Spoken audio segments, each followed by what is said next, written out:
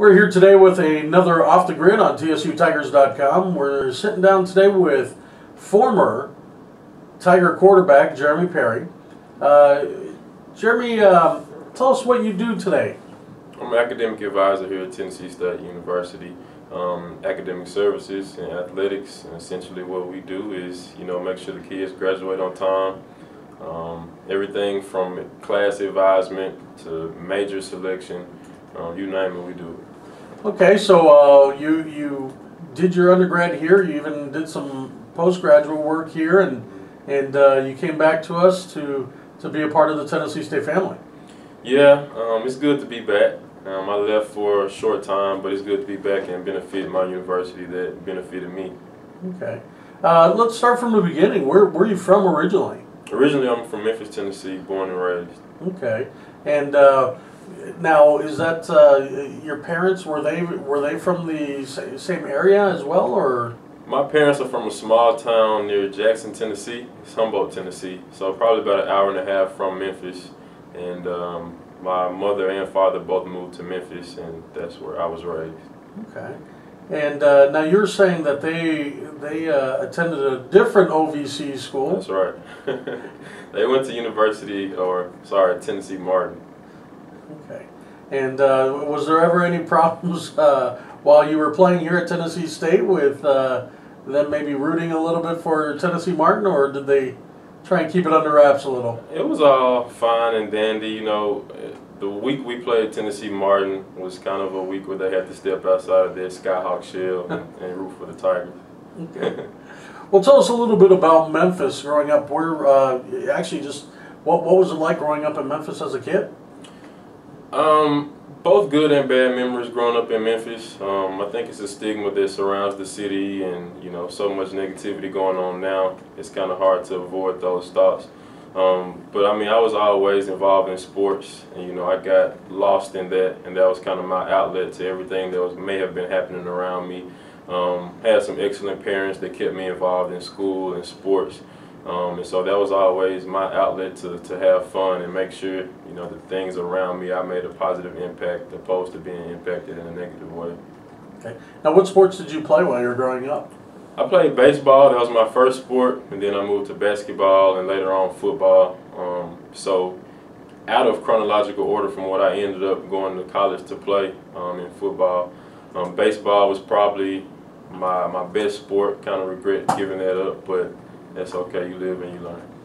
And when did you say, I think I can take football to a different level, take it go a little bit higher? It was after my junior season in high school when I felt that I could go on to play college football.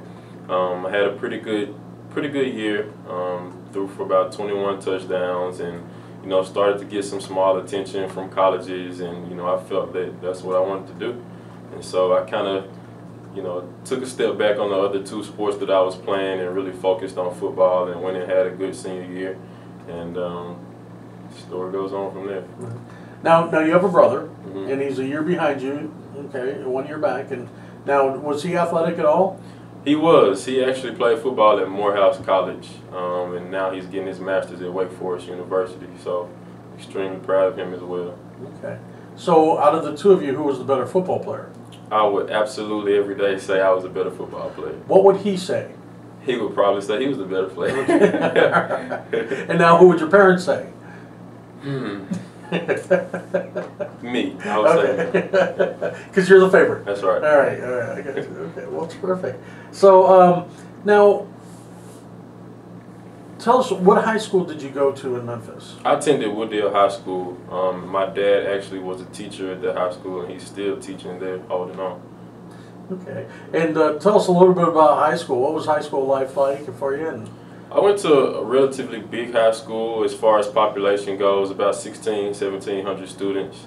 Football classification, we were classified as 5A, which was at the time the largest classification in the state. So, went to school with a lot of people. When I talked to college teammates and, hearing that they have 600 or 700 people in their entire school, and I think that I graduated with that many kids. But it's about 25 or 26 high schools in Memphis, kind of like Nashville. So A lot of the kids that you may live right around the corner from, you're playing against them on Friday nights. So that was always a fun deal. So now, do you still have that group of friends that you still stay in touch with, or are there? I have a very small group of friends that I still stay in touch with from Memphis. And leaving that place, I left some people behind and made a new group of friends as I came to college. But the people that I still speak with and talk to are doing very well for themselves as well. Okay. Now, obviously, being from Memphis, it's close enough that it's far enough away from home to enjoy college life, but it's also close enough to get back and see family on holidays and stuff. But kind of tell us about some of your favorite things in Memphis that you're just like, I have to go check that out, or maybe go eat at that restaurant or something, when you head back home. Well, everybody, when they speak about Memphis, they always talk about barbecue. And the big place that I usually hear from people that aren't from Memphis is Rendezvous. I was born and raised in Memphis, and to this day I haven't had that barbecue. I tend to go to some smaller restaurants, mom and pop type of places to get barbecue. So when I go back, I try to get some of that hometown good cooking, get the feel of the Memphis spirit, I guess you can say. I didn't go to the Southern Heritage Classic much growing up as a kid. I might have went to 3 or 4 of them, but I ended up playing in the game myself. So it's kind of a different feel going back to watch that game now, seeing that I played in that stadium. But other than that, I don't go home too often. I kind of stay in Middle Tennessee and enjoy the melting pot of Nashville. Now we'll get into your career here in a little bit, but since you brought it up, you have to ask, what was it like to play in the Southern Heritage Classic, to play in the Liberty Bowl, to play in your backyard, with a place that you'd been to games to before, and what was that experience like for you? It was extremely exciting going home and play in front of that hometown crowd. So many people that you grew up, playing in front of that came back to see you play as a Division I athlete. It was extremely exciting. And people always told me that I made them proud and really moving forward. So that was a great feeling to go and play in front of that crowd every year. Okay. Well, it's great to hear. It's an exciting time, and I know that many Tennessee State alums, as well as probably Jackson State alums, look forward to that game every year. Let's talk about high school's ending, and now all of a sudden you're looking at college, and where does football lead you? Fresh out of high school, I attended Middle Tennessee State University. And I went there as a quarterback, and about 2 weeks in the camp, we had about 7 guys that were playing quarterback at the time, and I was kind of caught in the shuffle, and one day Coach Stockstill kind of grabbed me and put me on special teams, and I made a play just out of athleticism, and he figured that I could help the team, benefit the team as a freshman. So I moved to the defensive side of the ball, which I didn't do in high school, didn't do in middle school, so I was kind of out of my element, but I did well as a freshman and actually got some playing time on special teams and here and there on defense. And that's how I got the start to my career. And that spring, I actually switched positions again and played wide receiver. But I really had that desire to go back to quarterback position. And so I ended up transferring to Tennessee State as a sophomore. Now, how did the move to Tennessee State come about? They recruited me out of high school, and I was in communication with a coach from the University of Memphis that actually was at Tennessee State previously. He kind of recommended me to go and take a look at Tennessee State because his former high school quarterback was actually the quarterback here at the time. That was Antonio Hefner, so he was a Memphis kid, and it was a good opportunity for me to learn from someone that was from my hometown, and he was a senior, and I had the opportunity to take over when he left. So it was just a good situation coming in. And so was it an easy change to just come up the road from Murfreesboro to Nashville, or was there still a little bit of okay, I've got to start over again? It was kind of like a fresh start. I hadn't really played the quarterback position since my senior year in high school, and so getting readjusted back to being under the center and being the guy under the helm, it was kind of different, and about a year off from the position. So things were moving pretty fast, but you know, after a while, I kind of got settled in and got back to what I felt was comfortable. Okay. Well, tell us about you know, your time here at Tennessee State during your undergrad. It was extremely exciting here as an undergrad student at TSU. I met a lot of awesome people. Most times you hear athletes talk about, you know, the big games and the road trips, but most importantly to me was the people that I met. You know, not only my teammates and coaches, but the people that were able to be my support cast. You know, people from academic services with Dr. Smith, who's now my boss, and the people, professors that really saw a lot in me and, you know, wanted me to do things off the field. You know, those people really played a huge role in my success and just moving forward is not only as an athlete but as a student and understanding that life goes on after football. So now you got to benefit on the academic side due to eligibility wise, and talk a little bit about the progression of, you know, your, you know, graduation as well as continuing studies. Well, my senior year of football, I actually had already graduated from undergrad. So I had another year to play, and it was, you know, kind of torn in between, you know, should I be done with football or I should continue to do, you know, what I love to do and play. And so I had the opportunity to start graduate school in sports administration here at Tennessee State. And I took that opportunity and I ran with it. And so, you know, I finished up playing and, you know, I said I've started this master's thing and I might as well go ahead and finish it out. And that's what I did. So now you get your, you know, obviously you graduate, and then but you still have an opportunity to play football. You do so, and then you graduate with a master's, and I mean that's very successful. We congratulate you on that, by the way. But where did you go from there? Once I finished my master's, I did a short internship at TBH Global Asset Management. A guy that actually played football here at Tennessee State as well, Brandon Williams. He's the sports and entertainment director over at TBH, and you know they really push for guys to be successful off the field, and he monitors a lot of professional athletes and their endeavors as far as, you know, doing charity work and making sure that they supply themselves and their families with financial benefits for when their career is over. And so I had a short time with him, and I had the opportunity to go to NFL Combine and kind of learn just the system of sports and how it was, you know, after school for a lot of guys and how it was on a professional level, and just get some insight to, you know, the sporting industry as a whole, kind of from a different perspective of what I was accustomed to. After that, I had the opportunity to teach high school. Undergrad at Tennessee State, I earned a degree in mass communications with a focus on radio and TV production. So I went on to teach broadcasting in high school at Hillsborough High School here in Nashville. And after that, I got, you know, some information about an opening here at TSU, and I made my way back. And now, how long have you been back here at Tennessee State? I've been back here at TSU since September of 2014.